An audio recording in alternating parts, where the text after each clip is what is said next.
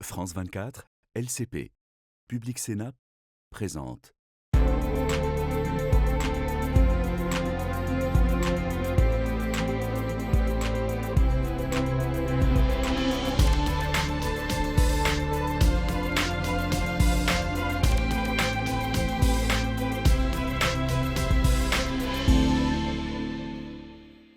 Bonjour à tous, bonjour et bienvenue, merci de nous rejoindre. Nous accueillons aujourd'hui une figure de l'économie et de la finance européenne, ancien directeur de la Banque de France de 1993 à 2003, ancien directeur de la Banque Centrale Européenne aussi de 2004 à 2011. Autant dire que les flux, les reflux de l'économie et de la dette, ça le connaît et ça tombe bien. Il va beaucoup être question prochainement d'endettement à Paris et à Bruxelles. Question aussi de croissance, molle ou pas, de taux d'intérêt, d'inflation plus ou moins maîtrisée. En gros, de notre avenir. Pour y voir un peu plus clair, notre invité, Jean-Claude Trichet. Jean-Claude Trichet, bonjour. Bonjour. Alors, je le disais à l'instant, la France va de nouveau être dans le viseur de Bruxelles à court terme. La France va mal. Enfin, heureusement, il y a les Jeux Olympiques et les chiffres de la croissance annoncés avec cette timide reprise, plus 0,4% au troisième trimestre. C'est mieux que l'Allemagne, cocorico. Mais la France, Jean-Claude Trichet, c'est le sujet de la rentrée et particulièrement endettée. En effet, elle est vraiment très endettée. Elle est, de ce point de vue-là, le plus mauvais pays d'Europe, ce qui est un peu dur quand même. Et moi-même, j'ai de la peine quand je dis ça, mais ce sont les chiffres. Et on doit absolument redresser la barre. Je suis, je dois dire, un peu rasséréné que le nouveau gouvernement ait en tête qu'il faut effectivement changer la direction que nous avions prise en matière de finances publiques. Nous ne pouvons pas nous permettre d'être le plus mauvais élève de la classe. Cela dépend évidemment de la conjoncture européenne et internationale, mais si jamais il y avait un sérieux coup de tabac, alors ça nous mettrait dans une position qui serait mauvaise. Donc il faut prévenir, et donc prévenir, ça veut dire redresser la barre. Alors bien sûr, on va y revenir. Que peut faire Paris ? Après sa prise de fonction, le Premier ministre Michel Barnier a annoncé engager des réformes. Il annonce un déficit ramené à 5% l'année prochaine. Mais est-ce que c'est réaliste et est-ce que la France est encore dans le domaine encore crédible finalement ? Écoutez, la France, pour le moment, est crédible. Et si le gouvernement arrive à ses fins, c'est-à-dire à cet objectif de 5%, avec une combinaison d'ailleurs de diminution de la dépense et d'augmentation des impôts, dans une proportion 2 tiers, 1 tiers, s'il y arrive, ce que croient les marchés pour le moment, il me semble que les marchés font confiance pour le moment au nouveau gouvernement. Donc normalement, si vous voulez, nous devrions éviter le coup de tabac que j'évoquais. La France est quand même sous surveillance. Les agences de notation, les marchés, on parle de Fitch ou de Moody's par exemple, ont ouvert la porte à un futur abaissement de la note, mais en offrant un répit de quelques semaines. La Commission européenne passe sur le grill devant le Parlement européen pour les auditions très attendues. C'est un nouveau répit finalement, mais une fois en fonction, la Commission européenne, elle va devoir se pencher sur cet endettement excessif, plus de 3 228 milliards d'euros de dette en septembre, se pencher sur le non-respect des critères de Maastricht par la France, critères qu'elle respecte assez rarement, et puis cette fois, elle les respecte clairement pas dans des proportions assez rares, 6% du PIB. La France n'est clairement pas dans les clous. À votre avis, Jean-Claude Trichet, que va faire Bruxelles ?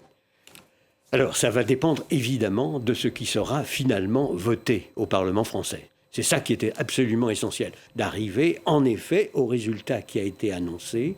Si on y arrive, je pense alors que la France sera placée sur une trajectoire qui sera toujours celle d'un mauvais élève, notamment par rapport aux autres mauvais élèves que sont les Italiens ou les Belges. Mais néanmoins, nous serions sur une trajectoire qui devrait convaincre l'ensemble des épargnants et des investisseurs du monde qu'on est en effet capable d'honorer ce que l'on emprunte. 7 pays sont surveillance, il n'y a pas que la France, bien sûr. La règle, c'est 3% d'endettement par rapport au PIB. Alors, c'est une règle qui est régulièrement remise en question, mais bon, c'est la règle. On devait en être en France à un peu plus de 4% au mois de juin, officiellement tout du moins. Et puis on a découvert à la rentrée que cet endettement, il s'établissait à un peu plus de 6%. Deux questions assez simples en apparence. Comment l'expliquer et surtout à quoi s'attendre ?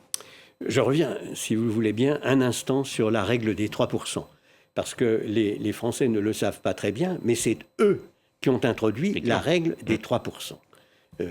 Les autres pays n'étaient pas forcément d'accord. Certains avaient dans l'idée qu'il valait mieux avoir une sorte de règle d'or. Mais la France, après l'expérience qu'elle avait faite d'ailleurs en 81, 82, 83, pensait qu'il valait mieux avoir une règle simple, comprise par tout le monde et communicable à tout le monde.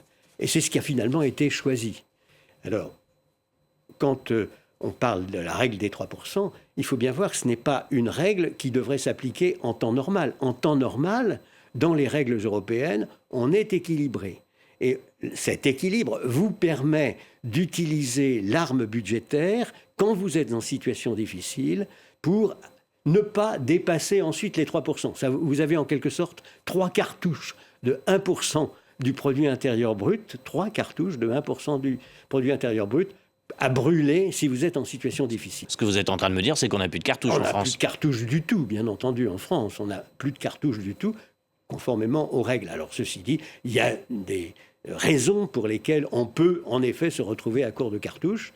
Et l'une des raisons est évidemment le Covid, l'accumulation des dépenses supplémentaires liées au Covid, qui explique une partie de la difficulté d'un assez grand nombre de pays, comme vous l'avez dit vous-même. On demande aujourd'hui 60 milliards d'économies. C'est les Français dans leur ensemble là, qui vont devoir faire un effort.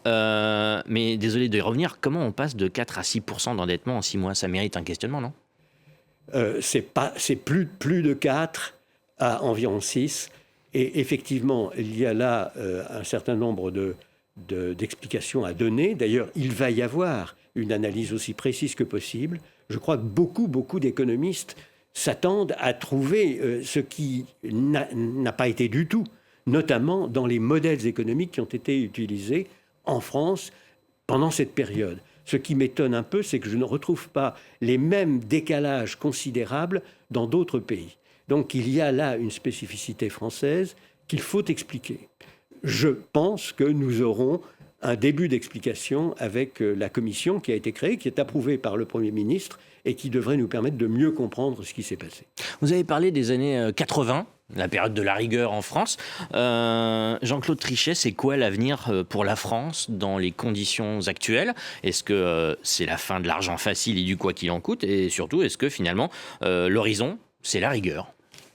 Écoutez, les Français ont une manière très singulière de qualifier leur propre situation. Ils parlent en permanence de rigueur, d'efforts considérables, alors que c'est un pays qui n'est pas rigoureux. Il y a toute une rhétorique qui consiste à communiquer aux Français qu'en réalité, on devrait encore dépenser beaucoup plus. Et c'est comme ça que je m'explique d'ailleurs que nous soyons le pays le plus dépensier au sein des pays industrialisés en termes de dépenses publiques totales en proportion du produit intérieur brut. C'est quand même extraordinaire. Les Français se plaignent en permanence d'une absence de dépenses publiques et en fait, ils dépensent plus que tous les autres. Alors c'est ça qui fait que la France est devenue le plus mauvais élève de l'Union européenne, à vous écouter? En termes de déficit public, en termes de dépenses publiques en proportion du produit intérieur brut et pas tout à fait, heureusement encore, en matière d'encours de dette publique en proportion du produit intérieur brut, où là nous ne sommes que le 3e, mais nous sommes premiers sur les 2 autres critères. Donc il faut changer le cours des choses, c'est clair. Je vous demande ça parce que vous étiez à la tête de la Banque Centrale Européenne au moment de la crise des subprimes notamment, et en tant que banquier international, un banquier européen, vous avez eu à défendre ce que les marchés justement considéraient comme mauvais élèves. Au moment de la crise de Lehman Brothers, l'encours de dette en proportion du produit intérieur brut de la France était de 64% du produit intérieur brut, le même que celui de l'Allemagne. Le même. Donc nous n'avons absolument pas été attaqués ou taquinés par les marchés. Nous étions considérés comme étant tout à fait crédibles. En revanche, 5 pays, la Grèce, l'Irlande, le Portugal, l'Espagne et l'Italie, ont été attaqués en effet. Et là, alors, quand vous êtes attaqué, vous ne vous posez plus de problèmes métaphysiques. Vous savez qu'il faut vous défendre. Et ils se sont défendus avec le soutien de la Banque Centrale Européenne et avec le soutien de l'Europe, et même d'ailleurs, pour un certain nombre d'entre eux, du FMI. Un soutien, mais un soutien conditionnel. Là, on impose des règles. Un soutien évidemment conditionnel, ne serait-ce que parce que tous ceux qui vous aident ne peuvent pas imaginer qu'ils vous aident à fond perdu, que la bataille ne va pas être gagnée contre la spéculation. Je ne pouvais pas imaginer une seconde que la Banque centrale européenne allait s'engager dans le soutien aux 5 pays que nous avons dit, en ne gagnant pas contre la spéculation. Il fallait gagner. Et c'est ce que moi-même et mon successeur avons fait. Nous avons gagné contre la spéculation. Je vous demande ça parce qu'aujourd'hui, ces pays vont bien, ils vont mieux. L'exemple espagnol, il est intéressant. Mauvais élève en 2010, personne ne veut lui prêter. 15 ans après, quasiment, l'Espagne a une croissance forte. Elle prend le contre-pied quasiment de toutes les règles avec un gouvernement socialiste. Elle impose les plus riches, les grandes entreprises, elle augmente le salaire minimum. Elle dit oui à l'immigration, à l'investissement vert et au logement. Et elle fait des économies. À l'arrivée, c'est une croissance record en mettant en place des mesures qu'on dit impossibles ou idéologiques. C'est juste mécanique ou au contraire, il faut s'en inspirer? Je crois que c'est plus compliqué que ça. D'abord, elle a fait d'énormes efforts, comme tous les autres pays attaqués, au moment où, effectivement, il fallait sortir d'une crise gravissime. Et ces efforts ont été payants. L'exemple le plus extraordinaire, c'est celui de la Grèce, parce que vous auriez pu citer aussi la Grèce comme un pays qui se trouve dans une très bonne situation. Or, la Grèce était dans une situation épouvantable. Elle avait 15% de déficit budgétaire et 15% de déficit du commerce extérieur en ce qui concerne la proportion du PIB. Elle a fait des efforts énormes et elle en a le prix maintenant. Elle est dans une situation qui est objectivement bonne. Donc, Espagne, Italie, vous pourriez dire la même chose de tous les autres pays, sans exception, avec aussi l'Italie, même si l'Italie demeure avec un encours de dette en proportion du PIB qui est très supérieur au nôtre. Mais au total, si vous voulez, quand vous faites de grands efforts pour rétablir et de remettre la maison en ordre, vous en avez le bénéfice. Je n'impute pas le bénéfice immédiat de l'Espagne aux mesures immédiates qu'a prises le gouvernement, même si je crois qu'au total, elles sont considérées comme étant relativement sages.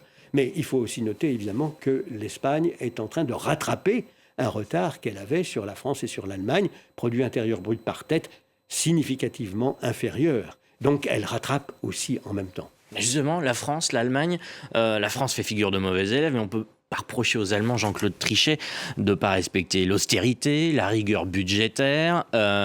C'est clairement dans leur ADN. Or, en Allemagne, les chiffres de l'économie sont mauvais. L'économie allemande s'enlise, à tel point que l'un des mastodontes allemands, Volkswagen, a étudié un vaste plan de licenciement. Des milliers de licenciements chez Volkswagen, une économie en berne, une récession redoutée. C'est grave, docteur ? L'Allemagne a fait 3 paris. Historiquement, au cours de toutes ces dernières années, le pari de se reposer sur les exportations, et notamment industrielles, en Chine et dans le reste du monde. Et ce pari est mis en cause en ce moment, ne serait-ce qu'avec le problème qui existe entre les États-Unis et la Chine, et aussi les transformations profondes de la Chine, notamment sur le plan des véhicules automobiles, où l'Allemagne avait réussi admirablement. Ça, c'est le premier pari, disons, qui est mis en cause. Elle a fait le pari d'avoir de l'énergie à très bon marché venant de Russie. Ce pari est totalement remis en cause, évidemment, par la guerre en Ukraine. Et elle a fait le pari, comme beaucoup d'autres Européens, pas la France, mais beaucoup d'autres Européens, de se reposer presque entièrement sur les États-Unis en matière de défense. Ces 3 paris, manifestement, étaient des paris risqués. Et le risque s'est matérialisé, si je puis dire. Donc l'Allemagne est particulièrement touchée sur le plan de la croissance. Ceci dit, l'Allemagne est en même temps un pays sain qui inspire confiance. Et donc, je ne crois pas qu'il faille dramatiser le problème allemand. Jean-Claude Trichet, on a parlé de la France et de l'Allemagne. Le couple franco-allemand va mal, la locomotive va mal, finalement. La locomotive allemande déraille, les nuages s'accumulent. Paris et Berlin s'écharpent sur l'accord UE-Mercosur. Berlin est pour, Paris est contre. Et puis, il y a la crise des droits de douane sur les véhicules électriques que vous avez évoqués. Les véhicules électriques chinois, droits de douane adoptés contre l'avis de Berlin. Pékin va saisir l'OMC. Paris était en faveur de la hausse des droits de douane. Berlin était contre. Paris au risque de voir les spiritueux, les cognacs touchés par Pékin. Berlin qui exporte donc était contre ces droits de douane par peur de rétorsion. Est-ce que la France et l'Allemagne sont en mesure de dépasser leurs intérêts et de parler d'une seule et même voix pour élargir la question? Sont-ils capables de jouer leur rôle traditionnel de moteur franco-allemand? Il y a une chose qui est sûre, c'est que la condition nécessaire, sinon suffisante, pour que l'Europe fasse des progrès, c'est qu'il y ait un bon accord franco-allemand sur les progrès à faire. L'histoire montre que c'est une condition nécessaire. Ce n'est pas nécessairement une condition suffisante, parce que bien entendu, encore faut-il convaincre les autres pays d'aller dans cette direction. Et puis, on peut à certains moments avoir un autre pays, par exemple l'Italie, par exemple l'Espagne, qui se montre lui-même imaginatif et créatif et qui lance des idées. Au total, l'Europe tout entière doit bouger pour qu'on puisse faire réellement des progrès. Mais c'est vrai, condition nécessaire, sinon suffisante, l'accord franco-allemand. Vous l'avez dit, il y a eu une unité européenne exemplaire pendant le Covid ou face au Brexit. On vote actuellement aux États-Unis. Est-ce que cette unité, elle peut menacer de se fissurer? L'Europe est-elle armée pour faire face, par exemple, à l'élection de Donald Trump? Prenons cet exemple-là. Je crois que quel que soit le nouveau président des États-Unis, les problèmes entre l'Europe et les États-Unis demeureront. Les États-Unis sont très, très orientés sur leurs propres intérêts. Ils ont la capacité d'imposer beaucoup de choses au reste du monde pour des tas de raisons, et notamment à cause du fait qu'ils sont une fédération politique achevée. Et donc, ils ont non seulement un marché unique, non seulement une monnaie unique qui est le dollar, mais ils ont aussi une armée unique et une diplomatie unique. Ça change beaucoup de choses. Donc, quel que soit le nouveau président, nous aurons à défendre nos intérêts avec acharnement nous-mêmes. Et à mon avis, et là je parle en tant que citoyen, pas en tant que président de la Banque Centrale Européenne, en tant que citoyen, je dirais, nous avons besoin de faire encore beaucoup de progrès dans la voie de la fédération politique. Très bien, eh bien la Fédération politique européenne, affaire à suivre. Merci Jean-Claude Trichet, merci à vous d'avoir répondu à nos questions. Je sais que vous allez rester avec nous pour la deuxième partie d'Ici l'Europe. Pour notre débat, nous allons à Bruxelles où on va parler d'un moment fort de la vie de l'Union européenne avec les auditions des commissaires au Parlement européen.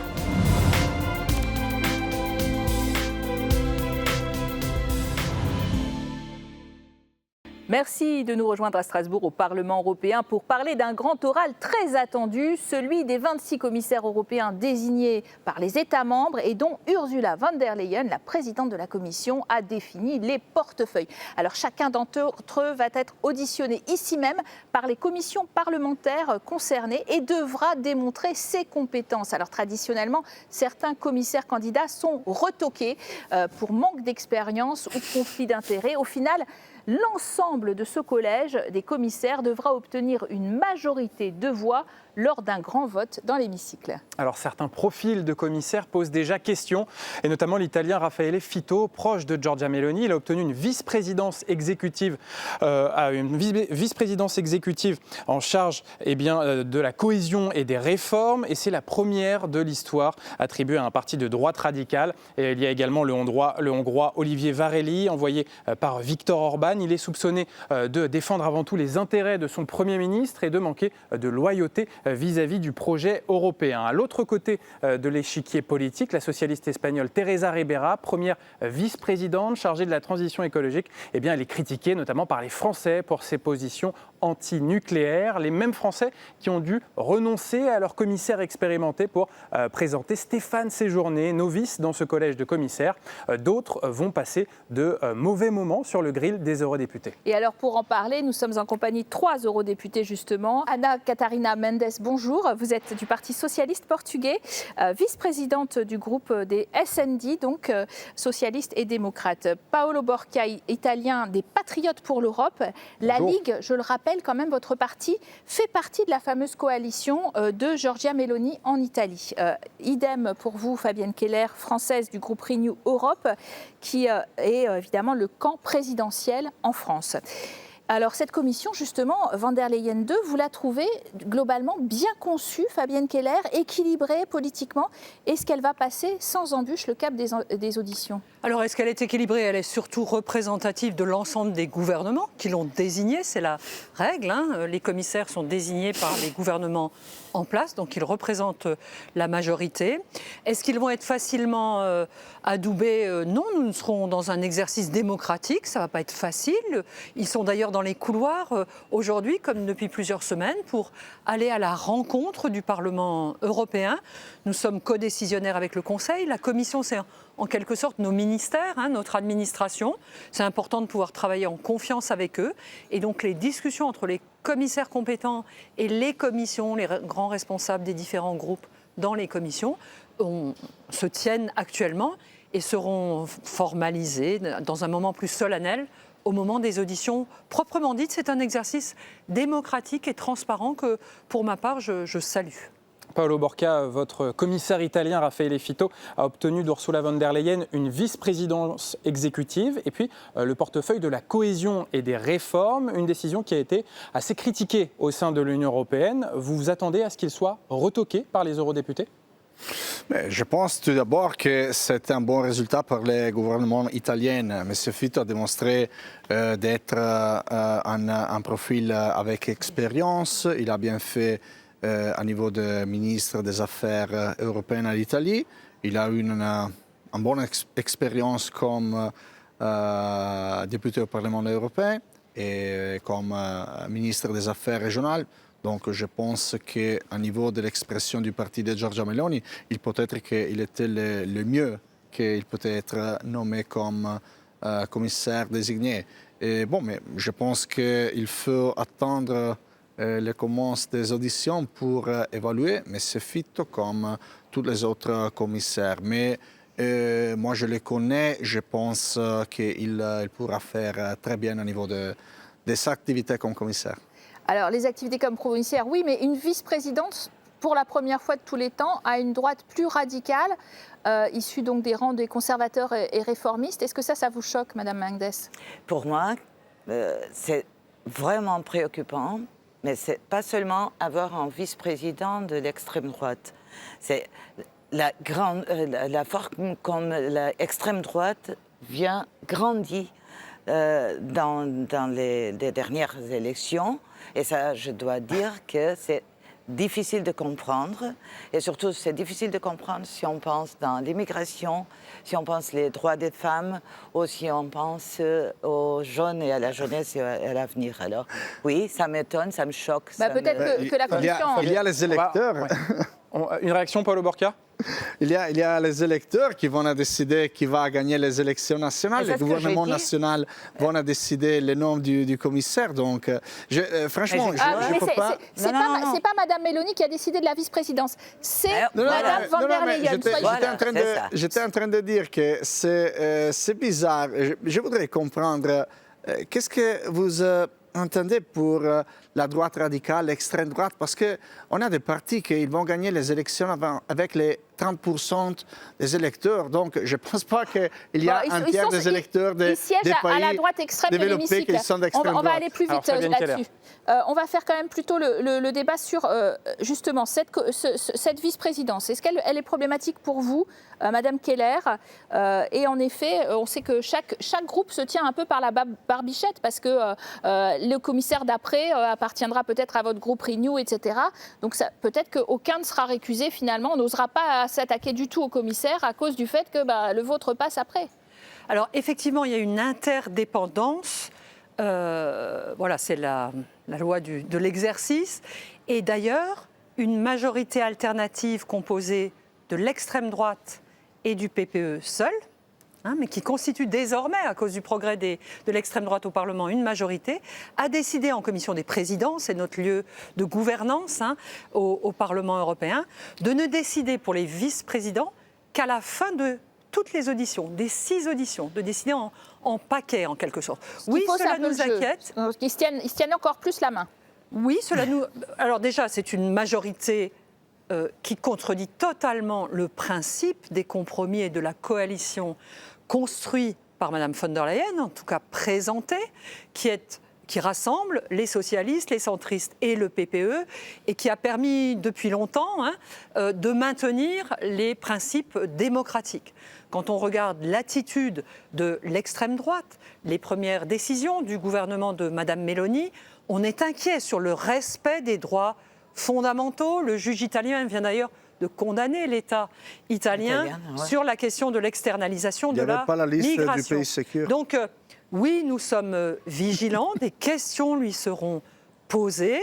C'est un sujet démocratique important parce qu'il faut que nous respections tous et dans la manière d'appliquer les textes européens, ce qui est la responsabilité des commissaires, c'est eux qui s'assurent de la mise en œuvre des textes que nous votons, que les principes fondamentaux repris dans les traités soient bien respectés. Alors Paolo Borca, on le disait, l'Italie a été bien servie avec ce poste de vice-présidence exécutive. Du côté de la Hongrie, les Hongrois ont obtenu un portefeuille de commissaire à la santé et au bien-être animal, un portefeuille occupé par Olivier Varhelyi. Alors c'est plutôt un portefeuille technique par rapport au portefeuille précédent de la précédente mandature qui était très politique. C'était le commissariat à l'élargissement de l'Union européenne. Est-ce que vous avez le sentiment que Viktor Orban a été davantage mis de côté par Ursula von der Leyen, contrairement à Giorgia Meloni, à cause des positions anti-Ukraine de Viktor Orban?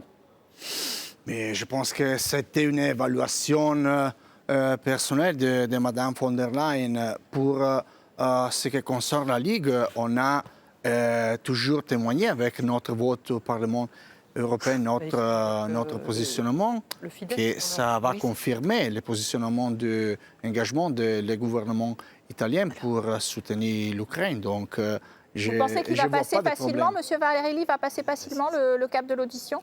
Il a déjà fait les commissaires pour 5 ans.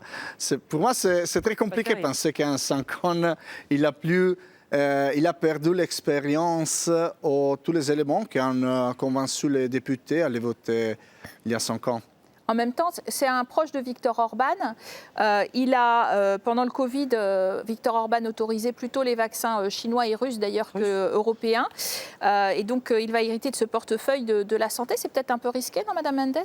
Mais je trouve que la préoccupation principale, c'est qu'est-ce que va faire cette Commission européenne. Et on doit dire que démocratiquement, tous les États membres, tous les gouvernements doivent dire qui est son commissaire. Mais à la fin, il y a un collège de politiciens qui doivent dire qu'est-ce qu'on va faire pour l'avenir de l'Europe. Et là, je dois dire que nous, comme membres du Parlement européen, on doit être vraiment attentifs et fiscalisants de ces mesures politiques. C'est-à-dire, Viktor Orban, il est venu ici il y a 15 jours pour dire qu'il est contre l'Europe, pour dire qu'il est contre la politique d'immigration, qu'il même croit que les changements climatiques sont un problème socialiste. J'étais dans la chambre, mais je n'ai pas écouté ce mot. Ça veut dire que oui, on doit être vraiment attentif à ce qu'ils vont faire. Son commissaire, en l'occurrence, a traité les eurodéputés d'idiots. Ça aide pas beaucoup à passer bien les auditions, Madame Keller, juste en un mot. Alors, ils n'ont pas le respect par la démocratie, c'est ça. Disons que M. Varhelyi a fait beaucoup débat pendant l'exercice du précédent mandat de commissaire qu'il a porté. Et vous avez pointé des sujets très inquiétants, comme le fait qu'il ne s'est pas inscrit dans la politique sanitaire face à la crise Covid. On voit d'ailleurs dans votre groupe, qui intègre le parti de M. Orban, le Fidesz, dont est issu le commissaire désigné, combien on est pro-russe. Bon, pas trop, parce que le président du groupe français n'ose pas le dire, mais en fait, il y a ce sujet, c'est pas seulement contre l'argent pour l'Ukraine, c'est favorable à l'ennemi de l'Europe qu'est la Russie. Mais regardez les votes de ma délégation. On a toujours supporté l'Ukraine. Ce ne sont pas des votes, ce sont des votes enregistrés dans les procès-verbaux. Alors on va évoquer le commissaire candidat français, Stéphane Séjourné. On rappelle que la France a dû renoncer à son premier candidat, qui était l'ancien commissaire Thierry Breton. Paolo Borca, vu d'Italie, le profil de Stéphane Séjourné, qui est jeune, novice dans ce collège de commissaires européens, et très proche d'Emmanuel Macron. Qu'est-ce que vous en pensez ? Je pense que ce n'est pas un problème s'il y a un candidat jeune. Comme tous les autres commissaires, tous les autres candidats, il devra démontrer d'avoir les compétences, l'expérience pour faire les commissaires européens. Mais moi, vraiment très franchement, je dis que je n'ai pas de préjugés sur les commissaires. Donc, on va les écouter, on va leur donner la possibilité de s'exprimer. Et bon, et surtout, je n'ai pas de problème avec la démocratie, parce que si M. Macron a gagné les élections en France, il va nommer M. Séjourné, bon, je le veux écouter, et s'il a des expériences... Il a été un peu obligé quand même, on lui a un peu forcé la main pour qu'il change de commissaire, hein, et que plutôt qu'un très expérimenté comme Thierry Breton, il est quelqu'un qui est plus novice, qui n'est pas forcément tout à fait... Je sais qu'il s'entraîne beaucoup dans votre groupe Renew pour ses auditions, mais pas tout à fait complètement au fait des sujets économiques, parle pas forcément très bien anglais, qui est aussi peut-être un problème dans cet hémicycle et puis à la Commission. Voilà. Est-ce que pour vous, ça va se passer sans problème pour Stéphane Séjourné ? D'abord, je voudrais un tout petit peu corriger les qualificatifs que vous utilisez. Stéphane Séjourné a été pendant 3 ans président du groupe Renew au sein du Parlement. Il a discuté, travaillé déjà avec Mme von der Leyen, avec l'ensemble des commissaires. Donc il connaît très bien la mécanique européenne. C'est probablement l'un des candidats désignés qui connaît le mieux l'interne, les compromis, comment tout ça fonctionne. Ensuite, il a été ministre des Affaires étrangères du gouvernement de Gabriel Attal, ce qui lui a donné une vue sur l'ensemble des sujets. Combien de temps ? Il est candidat, c'est d'ailleurs le candidat qui sera interrogé par le plus grand nombre de députés. Quand on voit les commissions qui se cumulent, c'est le plus grand public auquel il aura à répondre. Il est très motivé sur les questions européennes. Vous dites qu'il ne parle pas bien anglais, pas si mal. Par contre, il est totalement bilingue espagnol, ce qui est une vraie qualité aussi en Europe. La langue hispanique est un atout et c'est bien de la pratiquer. Donc voilà. Donc il a les compétences selon vous ? Il est compétent, déterminé et il a une vraie vision européenne. Et c'est cela dont nous avons besoin au cœur de la Commission européenne. Alors il va lui interroger en espagnol donc. Alors, vous allez essayer. Comme vous le savez, au Parlement européen, nous avons la chance d'avoir des traducteurs. Je rigole. Alors justement, on va parler d'une Espagnole, d'une femme dans ce collège de commissaires candidats, Teresa Ribera, qui est candidate commissaire à la transition écologique, première vice-présidente de ce collège, avec Ana Catarina Mendes et des positions plutôt antinucléaires, notamment quand elle était ministre de l'écologie en Espagne. Vous pensez qu'elle a les compétences pour le poste, et est-ce que vous ne craignez pas qu'elle soit un peu chahutée par les eurodéputés, notamment de droite et d'extrême droite? Je connais Teresa Ribera parce qu'on était ministre en même temps au Portugal et en Espagne.